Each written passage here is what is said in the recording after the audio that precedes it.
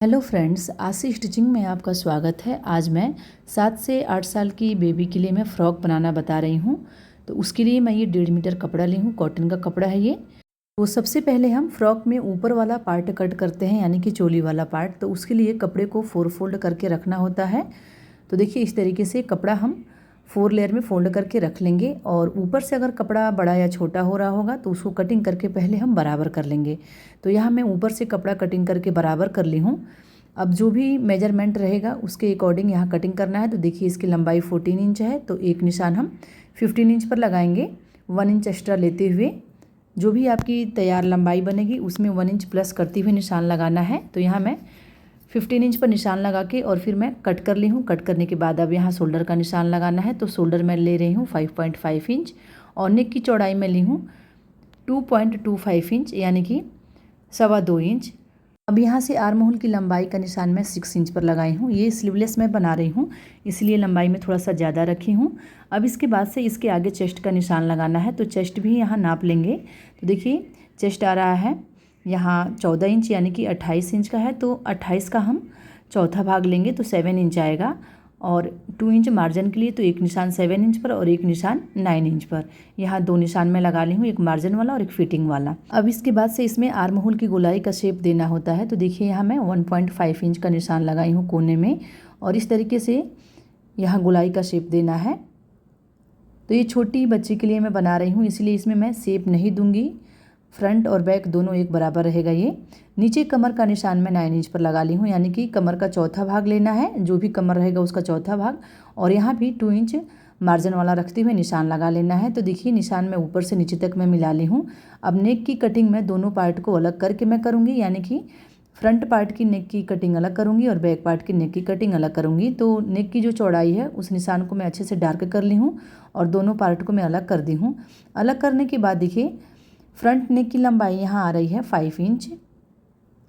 तो 5 इंच पर मैं निशान लगा ली हूँ और इसकी चौड़ाई मैं 2.25 इंच रखी थी। तो नीचे से भी इस तरीके से निशान लगाने के बाद गोलाई का शेप दे दी हूँ। यहाँ मैं गोल नेक ही बना रही हूँ। तो ये हो गया फ्रंट नेक। अब बैक नेक की कटिंग करनी है, तो बैक नेक मैं छोटा रखूँगी। छोटा आप अपने अकॉर्डिंग रख सकते हैं। तो यहाँ मैं 2.5 इंच रख रही हूँ और यहाँ भी बॉक्स जैसा तैयार करके और गोलाई का शेप दे देना है इस तरीके से, और इसकी भी कटिंग कर लेनी है।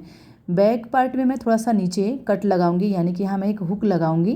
तो उसके लिए थोड़ा सा मैं कट लगाऊंगी 3 इंच के लगभग। तो ये ऊपर के पार्ट की कटिंग हो गई है। अब जो कपड़ा बचा था उससे घेर की कटिंग करना है। तो घेर के लिए हम रेक्टेंगल पीस ही कट करते हैं। 2 रेक्टेंगल पीस कट कर लेंगे अपनी लंबाई के अकॉर्डिंग। तो देखिए यहाँ मुझे जो भी लंबाई रखना है, तो ऊपर वाला जो पार्ट है उसको मैं रख ली हूँ, और जो मेरा पहले वाला जो फ्रॉक है उसको रख करके और लंबाई का निशान में लगा ली हूँ। नीचे से जो कपड़ा एक्स्ट्रा होगा उसको मैं कटिंग करके निकाल दूँगी। तो देखिए यहाँ मैं जो एक्स्ट्रा कपड़ा था उसको मैं कटिंग कर दी हूँ। कटिंग करने के बाद 2 पार्ट में कट कर ली हूँ रेक्टेंगल में। अब इसमें प्लेट्स डाल करके घेर तैयार करना होता है।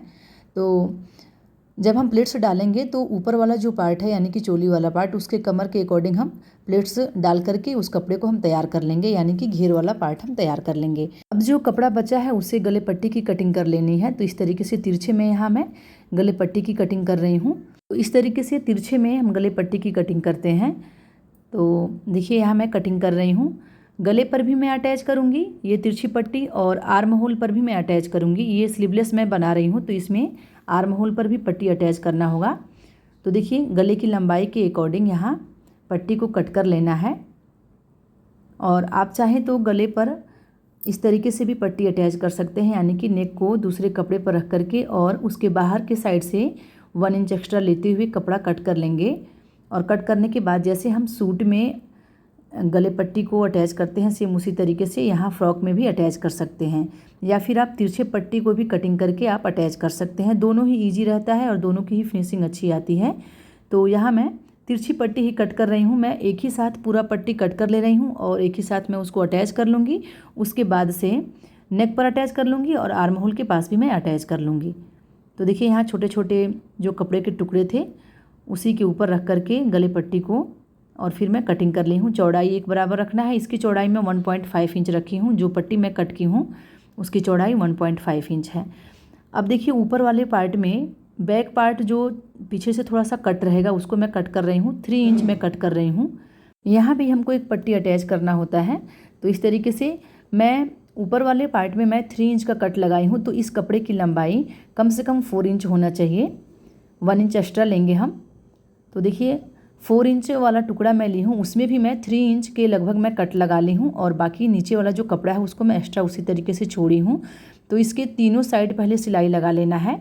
देखिए यहाँ मैं आप लोगों को स्टिच करके दिखा रही हूँ। तो जो पट्टी मैं यहाँ अटैच करूँगी, हुक पट्टी वाला जो कपड़ा है उसको मैं इस तरीके से किनारे किनारे से पहले फोल्ड करके सिलाई लगा ले रही हूँ। सिलाई लगाने के बाद मैं इसको उसमें अटैच करूँगी। तो देखिए यहाँ मैं सिलाई लगा ली हूँ। अब उसको सीधा वाले साइड से रखना है और जहाँ मैं 3 इंच का कट लगाई थी वहाँ इस तरीके से इसको रखते हुए हम पहले सिलाई लगा लेंगे। अच्छे से कॉर्नर में हम सुई को अंदर के साइड करेंगे और फिर फुट को उठा करके कपड़े को घुमाते हुए हम दूसरे साइड का भी सिलाई लगा लेंगे और कोने में हम थोड़ा सा कट करके इस पट्टी को हम उल्टा वाले साइड पलट देंगे। पलटने के बाद यहाँ किनारे किनारे सिलाई लगा लेना है। ये सिलाई हम फिनिशिंग के लिए लगाते हैं। तो जब हम पट्टी के ऊपर भी सिलाई लगाएंगे तो कोने में हम सुई को अंदर के साइड कर देंगे और फिर फुट को उठा करके कपड़े को घुमाते हुए एकदम किनारे किनारे फिनिशिंग के साथ पूरे पट्टी पर हम इस तरीके से सिलाई लगा लेंगे। अब ये सिलाई लगा लेंगे तो हम दोनों पार्ट का जो शोल्डर है उसको हम अटैच करेंगे। तो देखिए यहाँ मैं सिलाई लगा ली हूँ। सिलाई लगाने के बाद अब जो इसका दूसरा वाला पार्ट है इसका शोल्डर अटैच कर लेना है। देखिए उल्टा वाले साइड से अगर आप चाहें तो तुरपाई भी कर सकते हैं या फिर एक टॉप स्टिच हुआ है उससे भी उसकी फिनिशिंग अच्छी आती है। तो यहाँ मैं शोल्डर पर भी मैं सिलाई लगा ली हूँ। 1/2 इंच का मार्जिन रखते हुए शोल्डर को अटैच कर लेना है। शोल्डर अटैच करने के बाद अब यहाँ गले पट्टी को अटैच करना है। तो जितनी भी मैं तिरछी पट्टी में कटिंग की थी उसको इस तरीके से ज्वाइंट करना है। देखिए एक पट्टी का जो कोन है ऊपर के साइड रहेगा और दूसरे वाले पट्टी का जो कोन ज़्यादा निकला है उसको हम नीचे के साइड करेंगे। यानी कि पट्टी जब मैं कट की हूँ तो देखिए इस तरीके से थोड़ा सा तिरछा है। तो जब हम दोनों को एक दूसरे के अपोजिट रखेंगे और फिर सिलाई लगा लेंगे। तो इसी तरीके से पूरे पट्टी को जोड़ करके एक साथ तैयार कर लेना है। उसके बाद से यहाँ स्टार्टिंग में हम पट्टी को थोड़ा सा अंदर के साइड फोल्ड कर देंगे और फिर पट्टी को बीच सेंटर से फोल्ड कर देंगे। यानी कि पट्टी को हम डबल में फोल्ड करके और फिर हम पूरे नेक में सिलाई लगाएंगे। तो जब हम नेक में सिलाई लगाएंगे तो अच्छे से पट्टी को एक बराबर फोल्ड करते हुए सिलाई लगाना है। फिनिशिंग के साथ हम पट्टी को और फ्रॉक का जो ऊपर वाला पार्ट है दोनों को एक बराबर मिलाते हुए सिलाई लगाएंगे, तभी जाके इसकी फिनिशिंग अच्छी आएगी। और राउंड में कपड़े को घुमाते जाएंगे और एक बराबर मार्जिन कपड़ा रखते हुए सिलाई लगाना है इस तरीके से। देखिए तो पूरे नेक में जहाँ से मैं ओपन रखी हूँ यानी कि बैक पार्ट में जहाँ मैं हुक लगाऊंगी वहाँ से मैं एक साइड से मैं स्टार्ट की हूँ और दूसरे साइड तक सिलाई लगा लेना है। लास्ट में भी हम थोड़ा सा पट्टी को अंदर के साइड फोल्ड कर देंगे फिनिशिंग के लिए और फिर हम सिलाई को यहाँ डबल कर लेंगे ताकि सिलाई खुले नहीं।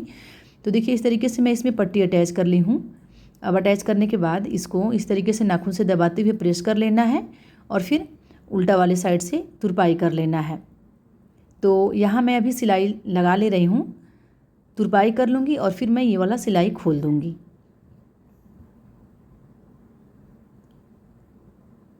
पूरा ही पट्टी अंदर के साइड हम पलट देंगे उल्टा वाले साइड और ऊपर से हम एक सिलाई लगा लेंगे। तुरपाई करने वाली भी फिनिशिंग अच्छी लगती है तो तुरपाई करके और फिर इस सिलाई को खोल देंगे। और ये वाला पट्टी मैं जैसे अटैच की हूँ सेम इसी तरीके से आर्म होल पर भी इस पट्टी को अटैच करना है।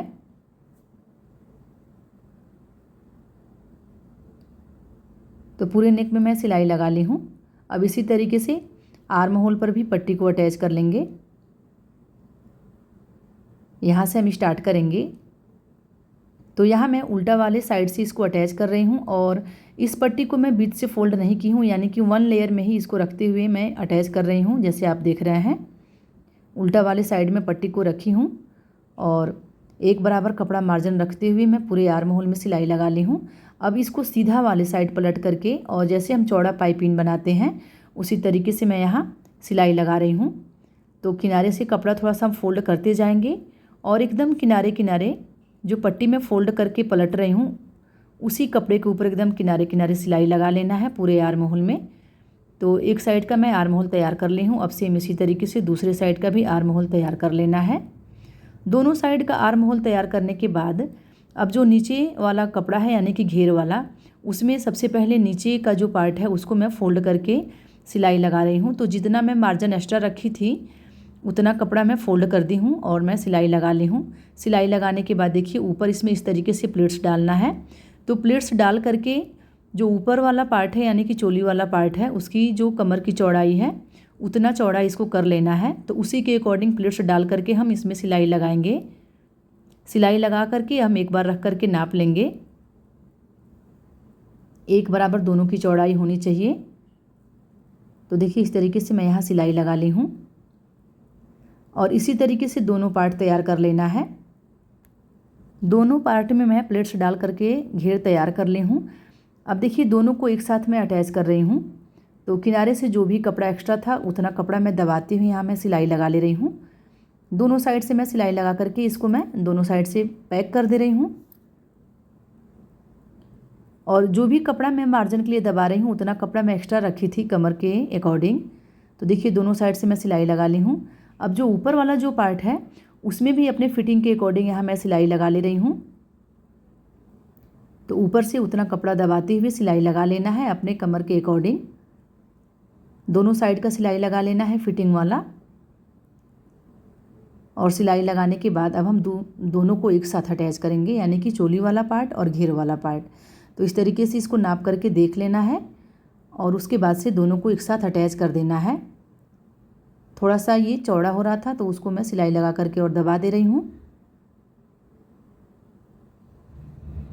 और फिर मैं दोनों को एक साथ अटैच करूँगी। तो देखिए इस तरीके से एक दूसरे के अंदर इसको डालना है। डाल करके और पूरे कमर में हम एक बार नाप लेंगे कि ऊपर वाला पार्ट एक्स्ट्रा तो नहीं हो रहा है या फिर नीचे घेर वाला जो पार्ट है वो भी एक्स्ट्रा तो नहीं हो रहा है। तो नापने के बाद देखिए इसमें मैं डोरी लगाना भूल रही थी तो पहले मैं डोरी लगा ले रही हूँ। तो डोरी ऊपर वाले पार्ट में ही अटैच करते हैं। तो थोड़ा सा नीचे से मैं ओपन कर दी हूँ, सिलाई को खोल दी हूँ दोनों साइड से। और देखिए 2.5 इंच चौड़ा मैं पट्टी ली हूँ। पट्टी को इस तरीके से फोल्ड कर लेना है सेंटर से और एक साइड से तिरछा सिलाई लगाना है और फिर किनारे से 1/2 इंच कपड़ा छोड़ते हुए नीचे तक हम सीधा सिलाई लगा लेंगे। उल्टा वाले साइड से हम सिलाई लगा लेंगे। सिलाई लगाने के बाद इसको पलट लेना होता है। तो यहाँ देखिए मैं सिलाई लगा ली हूँ और जहाँ मैं तिरछा सिलाई लगाई थी वहाँ मैं छोटा छोटा कट लगा ली हूँ ताकि फिनिशिंग के साथ ही पलट जाए। तो सुई की सहायता से या फिर किसी भी नुकीली चीज़ की सहायता से, ये चौड़ा है तो ये पलट जाएगा अच्छे से। तो देखिए इस तरीके से पलट लेना है। तो ऐसे ही दोनों डोरी तैयार कर लेना है और डोरी तैयार करने के बाद अंदर के साइड उसको रखना है एकदम नीचे और फिर यहाँ सिलाई लगा लेना है। पहले मैं डोरी लगाना भूल गई थी तो अभी देखिए नीचे से मैं थोड़ा सा सिलाई खोल ली थी और फिर नीचे ही मैं डोरी को अटैच कर ले रही हूँ। कमर के पास ही डोरी रहता है। तो दोनों साइड में यहाँ डोरी अटैच कर ली हूँ। अब अटैच करने के बाद अब हम फिर से जो नीचे वाला यानी कि जो घेर वाला पार्ट है उसके साथ इसको अटैच करेंगे। तो जैसे मैं आपको दिखाई थी कि इसको पलट करके और घेर वाले पार्ट के अंदर डालना है और पूरे राउंड में घुमाते हुए पूरे कमर में सिलाई लगा लेना है इस तरीके से। अब ऐसे राउंड में घुमाते जाएंगे और 1/2 इंच का मार्जिन रखते हुए पूरे कमर में हम सिलाई लगा लेंगे। तो इस तरीके से कॉटन का फ्रॉक हम गर्मियों में पहनने के लिए अपने घर पर बहुत ही आसान तरीके से बना सकते हैं और बहुत ही कंफर्टेबल भी रहता है ये गर्मियों में। तो देखिए कपड़े को मैं इस तरीके से राउंड में घुमाते हुए पूरे कमर में मैं सिलाई लगा ली हूँ। सिलाई लगाने के बाद अब ये फ्रॉक रेडी है। ये वाला सिलाई मैं लगा लूँगी तो एक और मैं यहाँ सिलाई करूँगी यानी कि कमर पर मैं डबल सिलाई लगाऊँगी। डबल सिलाई करने से मजबूत रहेगी। तो इस तरीके से देखिए यहाँ मैं डबल सिलाई लगा रही हूँ। थोड़ा सा ऊपर करके यानी कि थोड़ा सा गैप दे करके दूसरा सिलाई लगा लेना है। उसके बाद से पीछे हमको एक हुक अटैच कर लेना है। तो वीडियो आपको कैसा लगा आप कमेंट में ज़रूर बताइएगा। चैनल पर नए हैं, चैनल को अभी तक सब्सक्राइब नहीं किए हैं तो प्लीज़ चैनल को सब्सक्राइब कर लीजिएगा। वीडियो को लाइक करिएगा। Thank you.